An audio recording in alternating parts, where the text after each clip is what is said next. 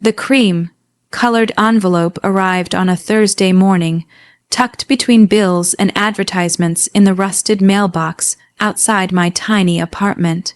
At first, I almost threw it away. The paper was too expensive, the gold wax seal too polished to belong to anyone who knew me. But then I saw the embossed initials. R.H., my father's initials. For a moment, my fingers froze around the envelope. I hadn't heard from Richard Hale in almost 3 years. Not since the day he stood in the doorway of his mansion, arms crossed, while my stepmother, Vanessa, informed me that it would be healthier for everyone if I stopped showing up unannounced. Healthier, that was the word she'd used, as if my existence was some kind of disease infecting their perfect little family. I had looked to my father then, waiting for him to object, to defend me, to remind her that I was his daughter. Instead, he'd stared past me like I was a stranger asking for spare change. That was the day I stopped trying. So why now? I carried the envelope inside and set it on my chipped kitchen table. My apartment was small, barely 500 square feet, but it was mine. Every lamp, every second-hand chair, every framed photo on the wall had been bought with my own money. No handouts, no Hale family charity. Taking a breath, I broke the seal. Inside was a single card. Mr. Richard Hale requests the pleasure of your presence at the Hale Foundation annual gala this Saturday at 7:00 p.m. No personal note, no explanation, just an invitation. I read it 3 times, trying to make sense of it. The Hale Foundation Gala was one of the biggest social events of the year. Politicians, CEOs, celebrities, everyone who mattered in the city attended. My father hosted it every year as a dazzling display of wealth and influence, and he wanted me there. Or at least he wanted my presence. I almost laughed. This had Vanessa written all over it. Still, curiosity gnawed at me. After years of silence, why invite me now? Part of me, the foolish, wounded part I thought I'd buried long ago, wondered if maybe this was my father's way of reaching out. Maybe he regretted everything. Maybe he wanted to fix what had been broken. That fragile hope was enough to make me say yes. Saturday evening arrived cold and clear. I stood in front of my mirror, smoothing the navy blue dress I'd rented for the occasion. It wasn't designer, but it fit perfectly, elegant in its simplicity. For a long moment, I stared at my reflection. I looked like my mother. That realization always hit unexpectedly. The same dark hair, the same sharp cheekbones, the same steady gray eyes. My mother had died when I was 12. A year later, Vanessa entered our lives, all polished smiles and calculated warmth. Within months, she had transformed my father from a grieving husband into her obedient shadow, and me, I became an inconvenience, a reminder of the life he'd had before her. Grabbing my purse, I pushed the memories aside and headed out. The Hale estate glittered like a palace against the night sky. Valets hurried between luxury cars. Crystal chandeliers blazed through towering windows. Music drifted across the manicured lawn. I felt underdressed the moment I stepped out of the taxi. Guests turned to glance at me, their expressions carefully neutral, though I could practically hear their thoughts. Who invited her? I squared my shoulders and walked inside. The ballroom was breathtaking, marble floors, cascading white roses, champagne towers catching the light. And there, near the grand staircase, stood my father. He looked older than I remembered, more tired. For a brief second, his eyes met mine. Something flickered there, surprise, maybe even guilt. I took a step toward him. But before I could reach him, Vanessa intercepted me. She was draped in silver silk, diamonds flashing at her throat, every inch the perfect social queen. Her smile was sharp enough to cut glass. "Well," she said loudly, drawing the attention of nearby guests, "you actually came." I forced a polite smile. The invitation seemed genuine. Her lips curved cruelly. "Oh, sweetheart, it was merely a courtesy." The words hit harder than I expected. "I don't understand." "Of course you don't." She leaned closer, lowering her voice. "This evening is for people who belong here. Important people, not charity cases pretending to fit in." Heat rushed to my face. Before I could respond, she straightened and clapped her hands. Security. The room seemed to still. Two guards approached immediately. Vanessa's voice rang clear across the ballroom. "This woman is trespassing. Please escort her out." Gasps rippled through the crowd. My breath caught. "This is ridiculous," I said, my voice trembling. "My father invited me." All eyes turned to Richard Hale. For one terrible, endless moment, he said nothing. He just stood there, silent. His silence was my answer. The humiliation burned hotter than fire as the guards gently, but firmly took my arms. I searched my father's face one last time, praying for some sign that he would stop this. He looked away, and just like that, I was marched through the ballroom, past rows of staring strangers, through the towering front doors and into the freezing night. The doors slammed shut behind me. Alone, shaking and fighting back tears, I pulled out my phone, then I turned it off. I had no way of knowing that before the night was over, 68 missed calls would light up that dark screen, and everything I thought I knew about my family was about to shatter forever. The cold night air stung my skin as I stood outside the towering iron gates of the Hale estate. Humiliation wrapping around me tighter than the thin shawl draped over my shoulders. Inside, beyond the glowing windows, the gala continued as if nothing had happened, as if I had never been there. I could still hear the faint sound of laughter and clinking champagne glasses drifting through the crisp evening air. Somewhere inside, Vanessa was probably smiling her polished smile, reassuring guests that the embarrassing interruption had been handled.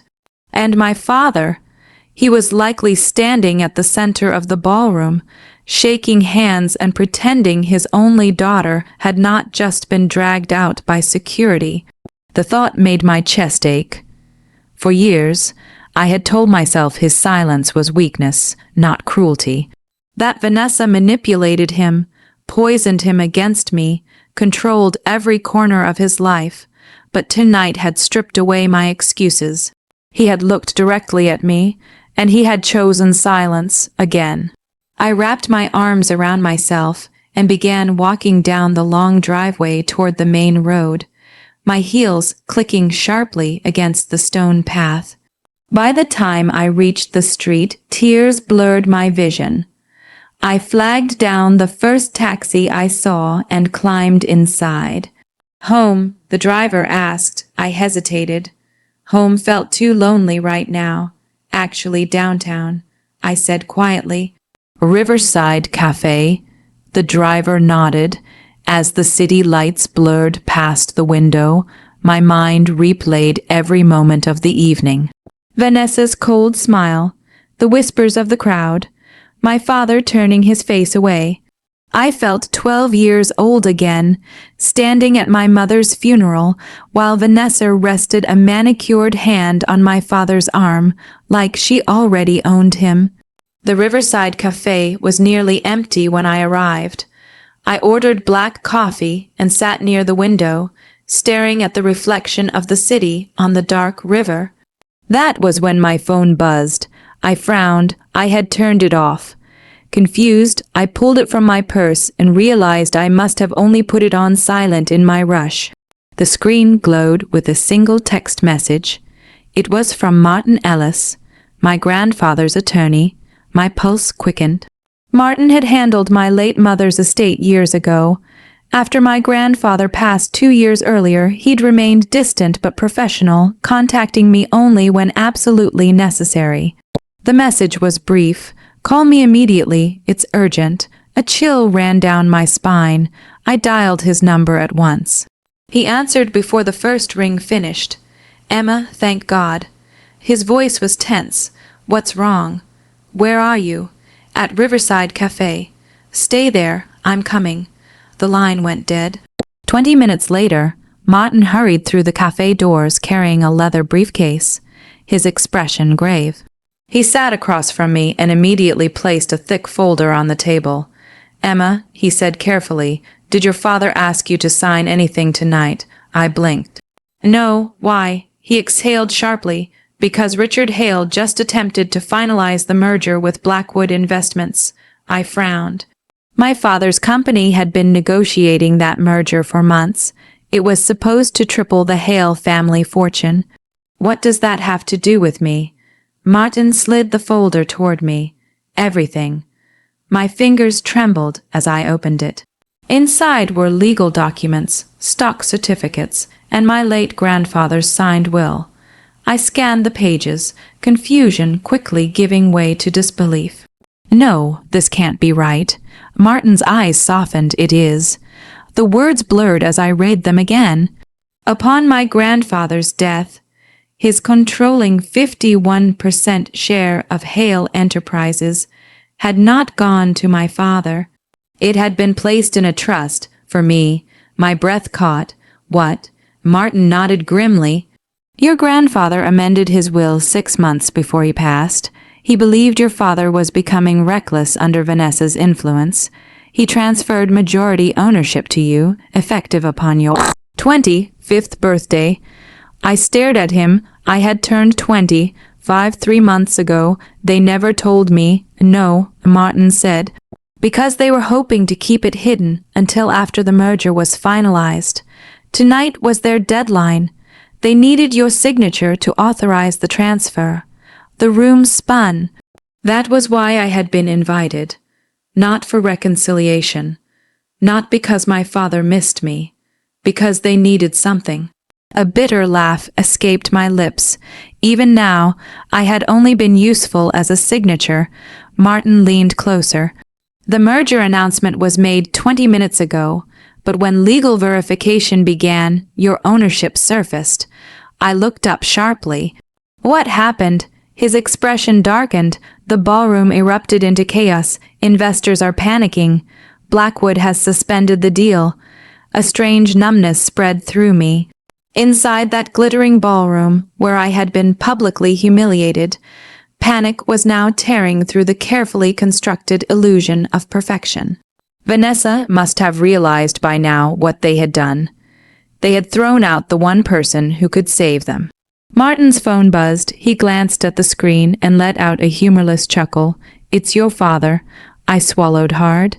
What does he want? Martin slid the phone toward me. The screen showed incoming call after incoming call. And as my own phone suddenly lit up with notifications, I stared in stunned silence. Missed calls flooded the screen. One after another, the count climbed higher. 68 missed calls. Every single one from my father, Vanessa, company executives, and lawyers. Hours earlier, they had thrown me out like I was nothing. Now, the empire they had built was collapsing. And suddenly, they needed me. I stared at my phone screen as it continued to vibrate against the cafe table. The number glowed like a warning. 68 missed calls, and it was still climbing. Call after call flashed across the screen. My father, Vanessa. Unfamiliar numbers from corporate offices, legal teams, and executives whose names I vaguely recognized from old business magazines, scattered around the Hale estate when I was younger. The same people who had watched security drag me out of the gala without protest were now desperately trying to reach me. A hollow laugh escaped my lips. The irony was almost too perfect. Martin folded his hands carefully on the table, his expression calm but serious. Emma, what happens next is entirely your decision. I looked up from the screen. What exactly are they asking for? He adjusted his glasses and opened another folder from his briefcase. Blackwood Investments suspended the merger pending your authorization. Without your signature, Hale Enterprises cannot proceed. Their stock value has already begun to fall in after-hours trading. I swallowed hard. The weight of his words settled over me. This wasn't just family drama anymore. This was millions of dollars. Hundreds of employees. An empire balanced on my decision. And for the first time in my life, the power rested entirely in my hands. My phone rang again. Dad calling. The name on the screen felt foreign. I hadn't seen that name light up my phone in years. For a long moment, I simply stared at it. Then, before I could overthink it, I answered, "Emma." His voice cracked. I had never heard my father sound shaken before. He was always composed, polished, impossible to read. Now he sounded desperate. "Please," he said, "where are you?" The question almost made me laugh. Hours earlier, he hadn't cared where I was as security marched me out. Now suddenly my location mattered. "That's not important. Emma, listen to me." "No." I interrupted sharply. "You listen." There was silence on the other end. Years of swallowed hurt rose inside me like a storm. "You stood there tonight while your wife humiliated me in front of an entire ballroom." "Emma, you watched them throw me out." His breath hitched. "I know." The quietness of his voice startled me. "I know," he repeated, and I was wrong. I closed my eyes. How many times had I imagined hearing those words? How many nights had I wished he would finally admit what he'd done? But now that I was hearing them, they felt empty, too late. "What do you want?" I asked. There was a pause. "Then the truth. We need to talk." "Of course. Not I'm sorry. Not how can I fix this. Just business." I opened my eyes and stared out the cafe window at the dark river beyond. "No. Emma, please, if this merger collapses, then maybe you should have thought about that before letting Vanessa throw out the person whose signature you needed." His silence confirmed everything. He had known, maybe not the details of the trust itself, but he had known I was important tonight. And still, he had chosen his image. "Emma," he said quietly, "come back to the estate. We can explain everything." I laughed bitterly. "Explain what? Why my own father traded his daughter for a better public image? Why your wife spent years making sure I felt unwanted? Or why no one bothered to tell me my grandfather trusted me more than he trusted you?" The sharp intake of breath on the other end told me he hadn't expected that. "You know about the shares." "Yes." Another silence. Then his voice dropped lower. "Please, one word." Heavy with desperation, but for once, desperation wasn't mine. I ended the call. The phone rang again immediately. This time, Vanessa. Martin raised an eyebrow. I hesitated, then answered. Her voice was frantic. "Emma, darling, don't." The sweetness in her tone was so fake it made my stomach turn. "Emma, there's been a misunderstanding. A misunderstanding," I repeated. "You had security drag me out." Her voice sharpened slightly. "You need to stop being emotional and think rationally. This merger affects thousands of people." There it was. The real Vanessa, cold, calculating. Even now, she couldn't fake humility for more than a few seconds. "You humiliated me." "It was a social error," she snapped. "Can we not dwell on theatrics?" The audacity of her words left me speechless. Then something inside me shifted. For years, Vanessa had controlled every narrative. She rewrote every wound as my overreaction. Every cruelty as my misunderstanding, but not tonight, no. I said calmly, "I think we should dwell on it. Emma, you made your choice tonight." Her breathing grew heavier. "You're making a mistake." I smiled for the first time all evening. "No, Vanessa." I glanced at the flood of incoming messages lighting my screen. Dozens of desperate pleas, the mighty Hale empire unraveling in real time, for the first time. I said, "I'm making exactly the right choice." And I hung up. Martin watched me carefully. What now? I looked down at the legal documents in front of me, the controlling shares. The power, the truth my grandfather had protected for me. Then I thought about that ballroom, the stairs, the humiliation, the moment my father looked away.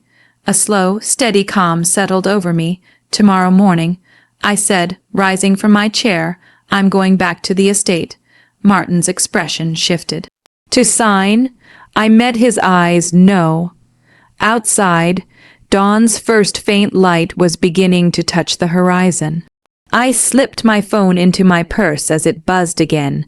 Tomorrow, I would return to the same grand house where they had cast me out. But this time, I wouldn't walk in as the unwanted daughter.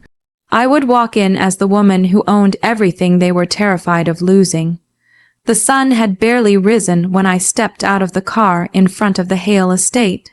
In the pale morning light, the mansion looked different. Less like the untouchable palace of my childhood, and more like what it truly was, a monument built on fragile foundations, now cracking beneath the weight of its own secrets. The long driveway was lined with black luxury cars. Reporters crowded near the front gates, their cameras already flashing. News of the failed merger had spread overnight, and the city's financial world was in chaos. For years, the Hale name had represented power, prestige, and perfection. Today, it represented scandal. I adjusted the sleeve of my navy coat and walked toward the front doors with calm, deliberate steps. This time, no one stopped me. The same security guards who had escorted me out only hours earlier immediately stepped aside. One even lowered his head. Miss Hale. The title felt strange, but not unwelcome. Inside, the grand ballroom was almost unrecognizable. The dazzling elegance of the night before had been replaced by tension so thick it felt suffocating. Half-empty champagne glasses still cluttered the tables. Wilted roses drooped from their crystal arrangements. And gathered in the center of the room were the people who had spent the entire night trying to reach me. Executives, lawyers, investors, my father, and Vanessa.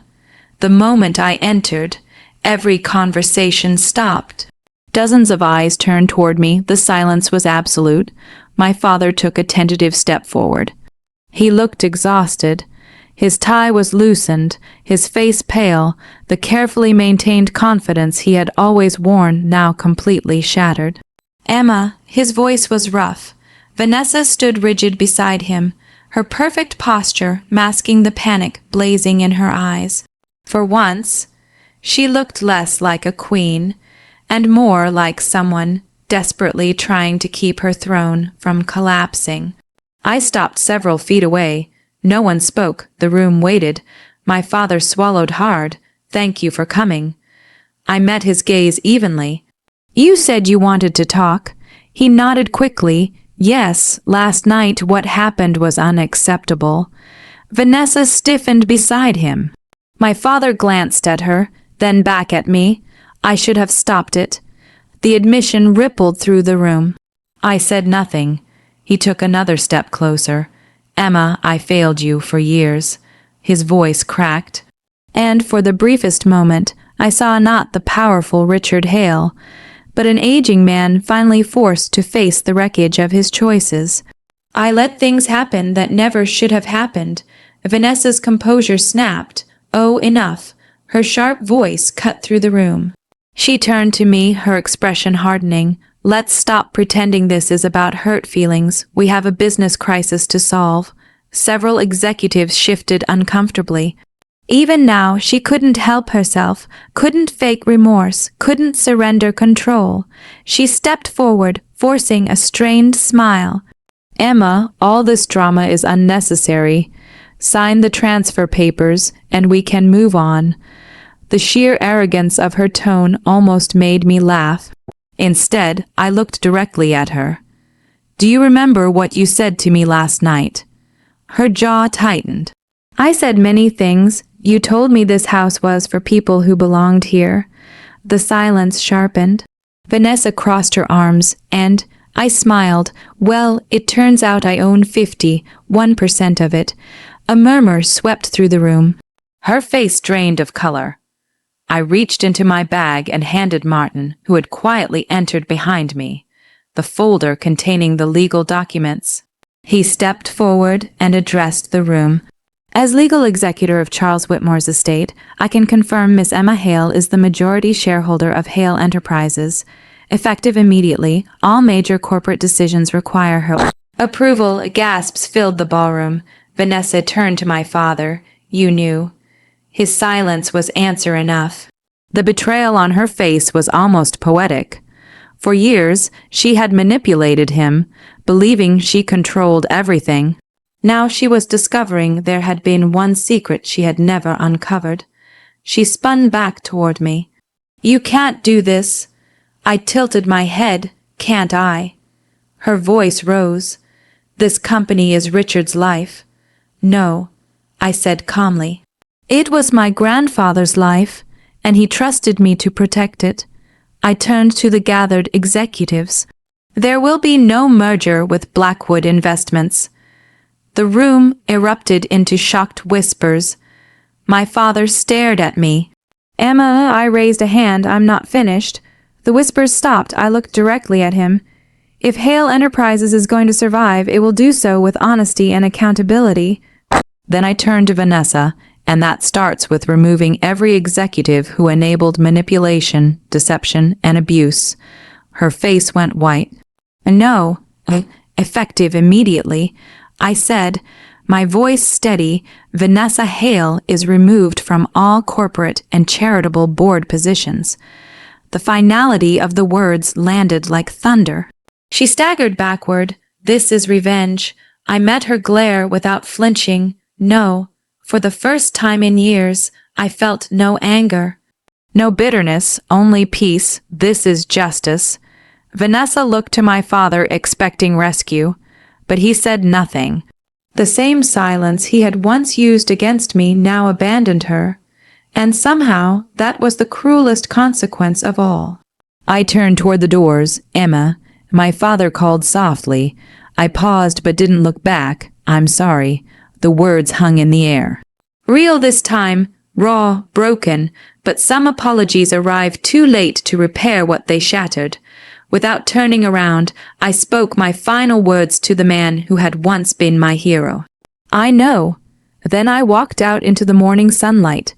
Behind me, the empire that had cast me aside was being rebuilt without lies. And ahead of me was something far greater than revenge, freedom.